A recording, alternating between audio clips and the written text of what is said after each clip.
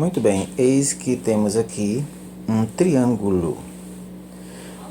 Essas marcações aqui, com um único traço, indicam que esses lados são todos iguais, do mesmo tamanho, congruentes, como a gente fala em matemática. São lados que têm a mesma medida. Logo, esse triângulo tem os três lados congruentes, portanto, ele tem um nomezinho especial que é o triângulo equilátero, porque tem os três lados iguais. E tendo os três lados iguais, os seus três ângulos também são iguais. Como nós já sabemos que a soma dos ângulos de qualquer triângulo mede sempre 180 graus, né? Então, nós podemos também deduzir que cada ângulo do triângulo equilátero mede 60 graus, né? Porque 3 vezes 60 graus vai dar 180 graus. Então, temos aqui um triângulo equilátero. Observe, se a gente tomar aqui a altura do triângulo equilátero, vamos ver se eu traço aqui. A altura do triângulo equilátero, ou seja, tomando aqui no triângulo equilátero, o segmento que liga o vértice ao ponto médio do lado oposto, chamado de mediana, ele define dois triângulos congruentes, né? Esse triângulo da esquerda com o triângulo da direita. E, desta forma, por conta desta congruência, nós vamos ter que esse segmento chamado mediana coincide com a altura do nosso triângulo equilátero. Então, vamos chamar essa altura de H, por tradição. Se eu chamar o lado do triângulo equilátero de L, então esse outro lado aqui também vai ser L. E esse aqui também vai ser L, porque são lados iguais. Esse lado da base, como ele foi dividido ao meio, esse pedaço aqui vai ser L sobre 2 e esse outro L sobre 2. Adivinha quem aparece aqui em cada lado quando a gente divide o triângulo equilátero, né? Aparece a figura do nosso amigo e querido triângulo retângulo, né? Então, sendo um triângulo retângulo, a gente pode aplicar sempre o teorema de Pitágoras. Para que aplicar o teorema de Pitágoras? Bem, a gente conhece o lado, a gente conhece lado sobre 2, mas não conhecemos a altura.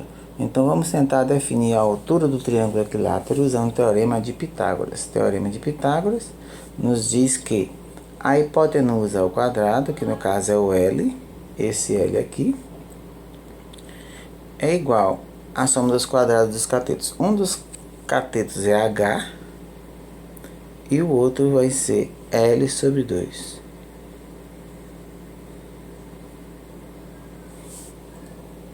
Então, nós partimos do princípio que conhecemos L e vamos querer encontrar o valor de H, que é a altura do triângulo, a partir do teorema de Pitágoras. Então, vamos desenvolver aqui essa equação. Nós vamos tentar isolar o valor de H. Então, temos que L ao quadrado é igual a H ao quadrado mais L ao quadrado sobre 4, né? L ao quadrado vezes 4. Vamos isolar o H aqui no lado esquerdo, primeiro membro. O H vai ser igual a L ao quadrado menos L ao quadrado sobre 4. Portanto, meu H ao quadrado. Meu H ao quadrado vai ser igual a 4L ao quadrado menos L ao quadrado sobre 4, transformando esse L ao quadrado aqui em 4L ao quadrado sobre 4. E o meu H ao quadrado vai ser então igual a 3L ao quadrado sobre 4. O que vai implicar que H igual a L raiz de 3 sobre 2, porque a raiz quadrada de 4 é 2, e a raiz quadrada de L ao quadrado é L, considerando que estamos trabalhando com valores positivos, referentes a distâncias. Então, encontramos aqui, a partir do valor de L, chegamos ao valor de H, a altura do triângulo equilátero. L raiz de 3 sobre 2. Bem, se esse ângulo aqui é 60 graus, este ângulo aqui, que é o ângulo que falta nesse triângulo, tem que ser 30 graus, que é o complementar de 60, já que esse ângulo aqui é reto, 90 graus. E nós podemos também aproveitar o ensejo para encontrarmos alguns valores de seno e cosseno a partir daqui do nosso triângulo equilátero. Então, vamos ver. Se eu olhar aqui para o ângulo de 60 graus, eu posso dizer que seno de 60 graus é igual a cateto oposto H, que é L raiz de 3 sobre 2, dividido pela hipotenusa, que é L. Cancelando este L com este L, nós vamos ter que o seno de 60 graus é raiz de 3 sobre 2. O cosseno de 60 graus, usando o nosso triângulo retângulo aqui, vai ser, olhando para o ângulo de 60 graus, né? Cateto adjacente, L sobre 2, dividido pela hipotenusa, L.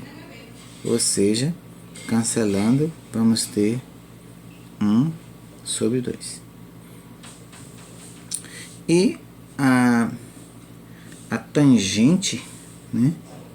A tangente de 60 graus, a gente vai também poder ver que é o cateto oposto, que é H, L raiz de 3 sobre 2, dividido pelo cateto adjacente, que é L sobre 2. Vamos fazer devagar nesse aqui, vai ser igual a, segura de cima, a fração L raiz de 3 sobre 2, vezes a de baixo invertida, 2 sobre L, né? Olha só quem vai dançar aqui nessa história.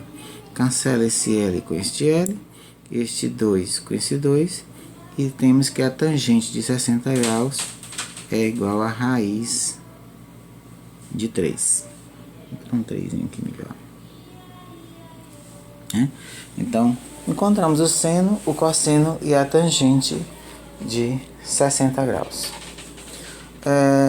Já sabemos que o seno de um ângulo é igual ao cosseno do seu complementar. Então, aqui nós já podemos dizer que o cosseno, vamos colocar bem aqui, o cosseno de 30 graus é igual ao seno de 60.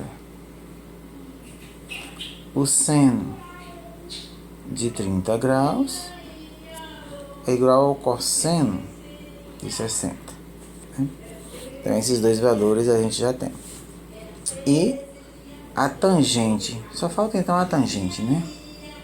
A tangente de 30 graus, a gente pode fazer relembrando, né? Que tangente é seno sobre cosseno. Podemos fazer também pela figura. Vamos fazer pela figura, né? Olhando agora para este ângulo de 30 graus, quem é a tangente dele? É o cateto oposto, L sobre 2, dividido pelo cateto adjacente, que é H. Então, nós vamos dizer que a tangente de 30 graus é L sobre 2, dividido por L raiz de 3 sobre 2, que vai nos dar 1 sobre raiz de 3, ou seja, raiz de 3 sobre 3. Isso a gente já tem multiplicando aqui por raiz de 3 e aqui por raiz de 3 para eliminar este radical no denominador. E assim chegamos à tangente de 30 graus, que é a raiz de 3 sobre 3. Fizemos aqui um passeio, né, com o nosso amigo triângulo equilátero, obtendo aqui a altura e seno, cosseno e tangente destes ângulos mais famosos, 30 e 60 graus.